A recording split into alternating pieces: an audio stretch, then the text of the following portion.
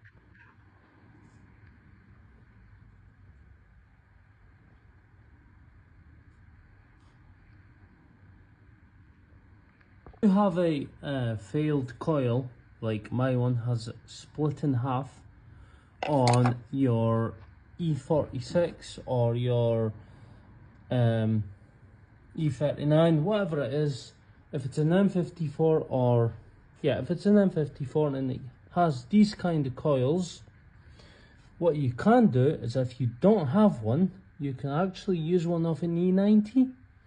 So what you're going to have to do is, this is an E46 or Z4 coil, and the only difference is, if you look here, okay, just under the plug, and you see that little part in the middle right there, okay, you see that's right in the center.